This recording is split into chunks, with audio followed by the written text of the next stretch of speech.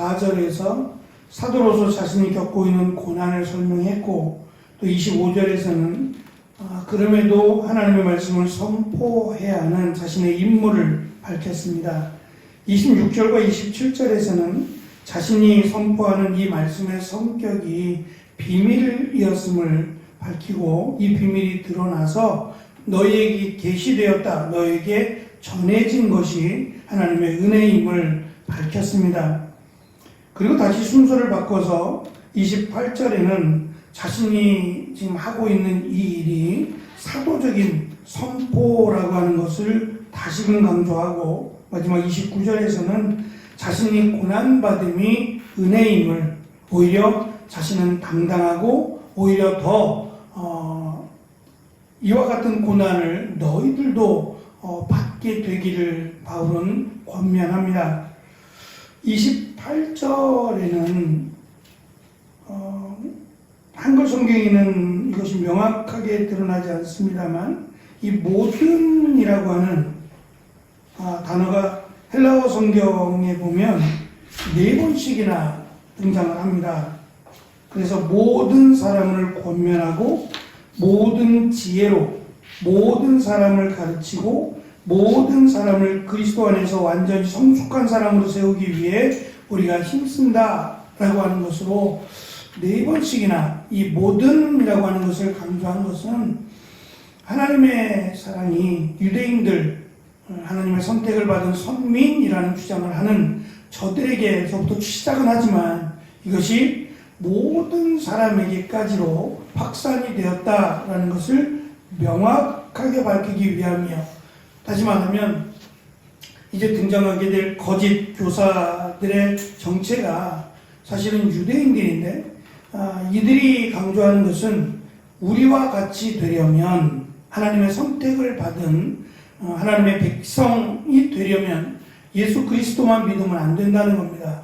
예수 그리스도를 믿는 것 그 이상의 율법을 지키고 절기를 지키고 할례를 행하고 하는 일들을 다 해야 된다는 거예요. 그래야 하나님의 백성으로서의 자격이 있다라고 하는 그런 주장을 합니다.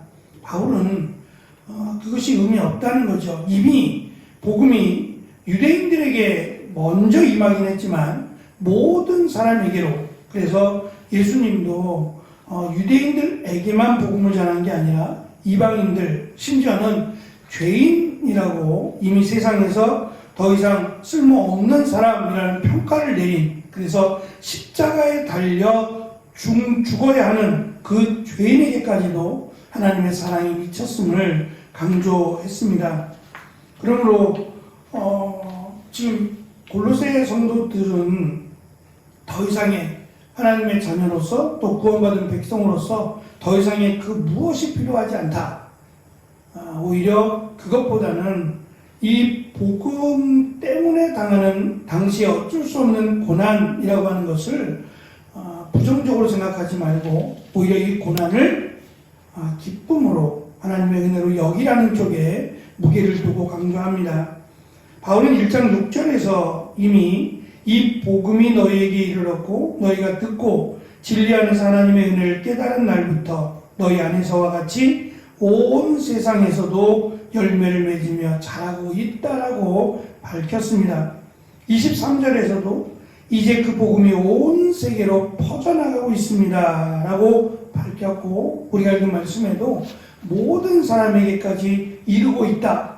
그래서 그 일을 우리가 감당해야 한다라는 것을 말합니다. 특별히 바울은 모든 사람에게 권면하고 가르쳤는데, 그 목적이 그들 각자가 그리스도 안에서 온전히 성숙한 사람으로 설 수 있도록 하기 위함이라고 설명합니다.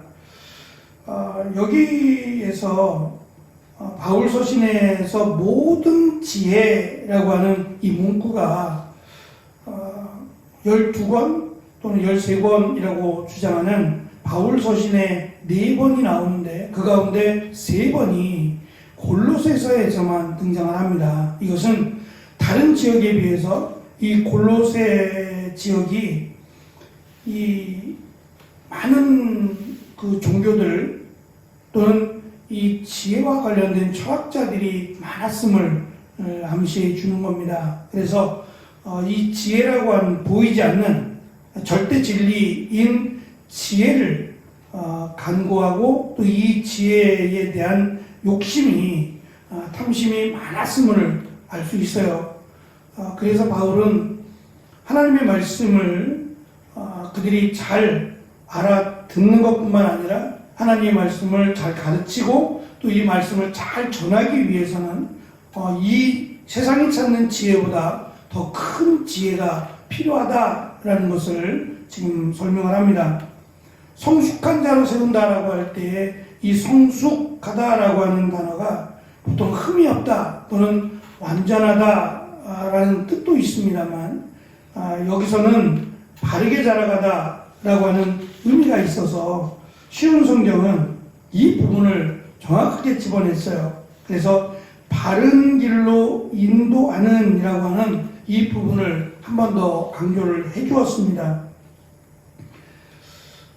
우리가 어릴 적에 이 초등학교를 다니면서 학교 주변에 문구점도 참 많았고 이 문구점 아이들이 학용품을 사가지고 학교를 가야 되는 일들이 많았으니까 지금이야 뭐 학교에서 준비도 하고 또 미리 가정통신문을 보내서 준비하게 하니까 괜찮지만 그때는 왜 그랬는지 모르는데 당일에 구입하는 경우들이 깜빡 잊는 경우도 많고 바삐들 사다 보니까 준비물들을 미리 챙겨오지 못하는 경우는 그때 그날 학용품을 챙겨가지고 가는 일들이 많으니까 북적북적해요. 골목이 막 학용품들을 막 사가지고 학교에 가느라고 북적북적한데 이 학교에 가는 길이 학용품만 있는 게 아니라 그때는 문구점들이 이 먹거리들을 또 팔았어요.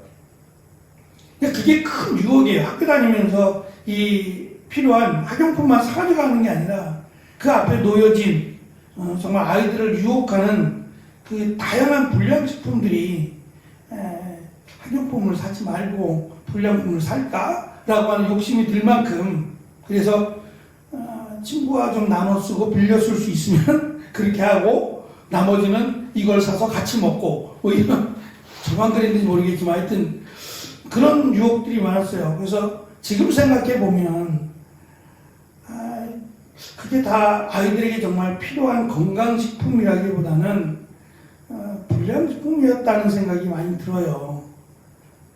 양심적으로 뭐 그렇진 않았겠지라고 이렇게 마음은 하지만 지금 생각해 보면 뭐 어느 제품인지 어느 회사인지도 알 수 없는 그런 걸 먹고도 잘 자랐다는 게 감사한데 불량식품을 먹고 이 자라기를 기대하는 것은 문제가 있지요. 마찬가지로 바울은 이들에게 다가온 지금 편지를 쓰게 된 또 하나의 이유인 변질된 복음이요.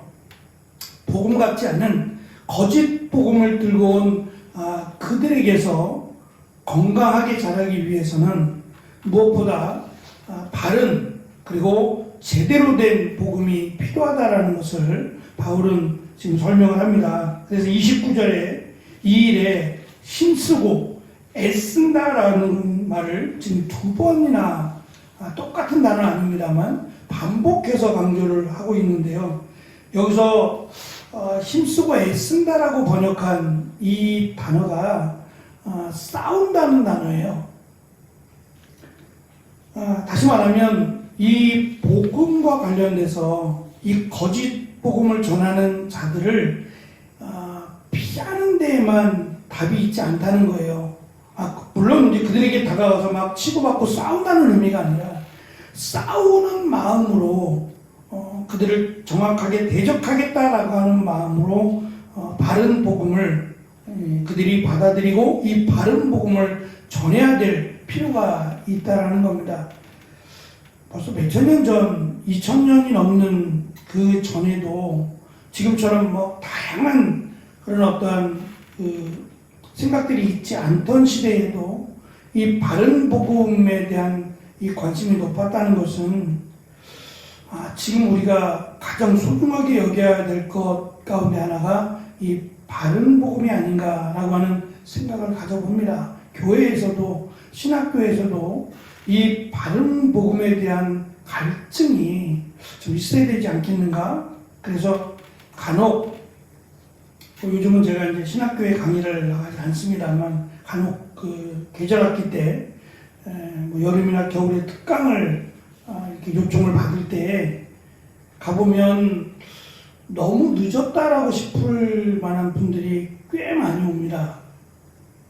굳이 저분들이 이렇게 늦게 과연 목사가 되기 위해서 오셨는가? 대놓고 물어보긴 좀 그렇지만 좀 안타까움이 들 정도의 이 나이를 드신 분들이 많아요.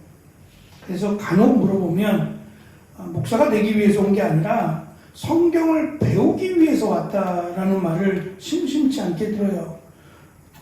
벌써 오래전의 일이지만 제가 역곡이라고 하는 부천 쪽에 역곡에 있는 아는 분을 통해서 역곡에서도 강의한 적이 있는데 거기서도 똑같은 현상이 있었고 뭐 청량리에서 가끔씩 특강을 하는데 청량리에서 오시는 분들도 그렇게 이야기하시는 분들이 훨씬 많습니다. 결국 그 말은 교회가 하나님의 말씀을 가르치지 않는다라고 하는 의미이기도 해요. 열심히 있어서 말씀을 사모하고 뭐 새벽이든 수요일이든 금요일이든 주어진 예배에 열심히 참석해서 말씀을 듣지만 이 갈증이 해결되지 않은, 그래서 말씀을 알고 싶다라고 하는 그 거룩한 열정이 결국은 신학교까지로 오게 되었음을 말하거든요.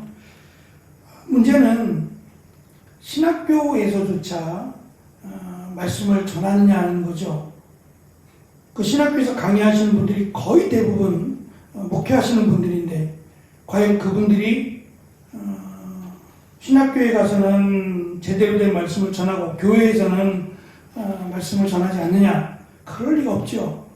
그러니까 이것이 결국은 가르치는 자가 끌어안아야 될 우리에게 맡겨준 사명이다라고 하는 것을 좀 숙지하고 하나님의 말씀을 바르게 정확하게 가르치기 위해서 힘써야 하고, 그 말씀을 들은 사람들은 역시 그 말씀을 모든 사람들에게 전해야 될 거룩한 사명이 있다라는 것을 바울은 다시금 강조합니다. 특별히 이 일에 있어서 마지막 부분에 보면은 내게 능력을 주시는 그리스도를 의지해야 한다라는 부분을 명확하게 설명을 합니다. 우리가 해야 될 일도 없지 않아 있지만 분명히 이 일에는 그리스도께서 능력을 주시고 또 성령께서 함께 해야 가능한 일임을 우리는 고백합니다. 그래서 우리가 해야 될 일을 다 잘 감당하기 위해서 수고하고 애쓰지만 이 일에는 하나님의 그리스도의 능력과 또 성령이 함께 하시는 은혜가 필요하다라는 것을 깨닫고 또 이 일에 능력 주시고 또 함께 이루어 주시기를 소원하고 기도하는 것도 우리가 해야 될 일이다라는 것을 다시금 생각해 봅니다. 하나님께서 역사해 주시기를 또 인도해 주시기를 기도하고 이 일에 다시금 우리가 힘을 쓰는 귀한 한 주간이 되어지기를 축원합니다. 기도하겠습니다.